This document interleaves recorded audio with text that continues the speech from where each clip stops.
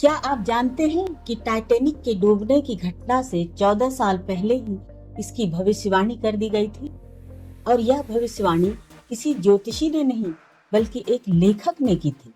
1898 में लिखी इस किताब की कहानी और टाइटैनिक हादसे में इतनी समानताएं थी कि आज भी लोग इसे रहस्यमयी मानते हैं।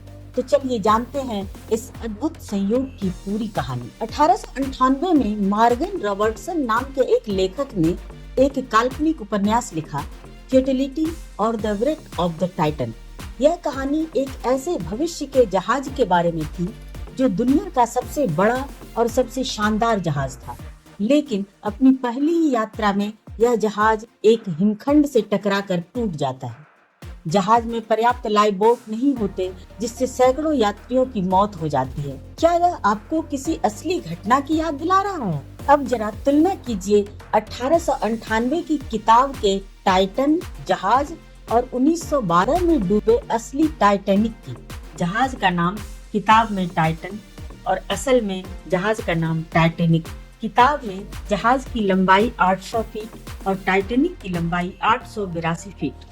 किताब में जहाज टाइटन का वजन 45,000 टन और टाइटैनिक का 46,328 टन। किताब में टाइटन की गति 25 नॉट्स और टाइटैनिक की गति 23 नॉट्स। किताब में हादसे की वजह दोनों ही आइसबर्ग से टकराकर डूबे। यात्रियों की मौतें, दोनों जहाजों में लाइफ बोट की कमी थी, इसलिए सैकड़ों लोग मारे गए। इतनी समानता, क्या यह सिर्फ एक संयोग था? जब टाइटैनिक हादसा हुआ तो लेखक मॉर्गन रॉबर्टसन से पूछा गया, क्या आपको भविष्य का पूर्वाभास था?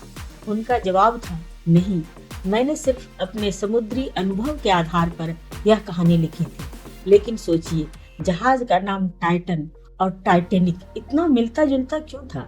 डूबने की वजह और परिस्थितियां इतनी समान क्यों थी?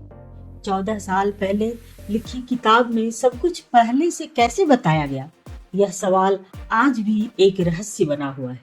इस घटना को लेकर कई सिद्धांत सामने आए। कुछ लोग इसे सिर्फ एक इत्तेफाक मानते हैं, कुछ का मानना है यह भविष्यवाणी थी, कुछ वैज्ञानिक इसे अनजाने में भविष्य देखने की बात करते हैं, वहीं कुछ इसे एक अलौकिक घटना मानते हैं। आपका क्या मानना है? यह केवल संयोग था या कोई रहस्य छिपा है? कमेंट में जरूर बताएं।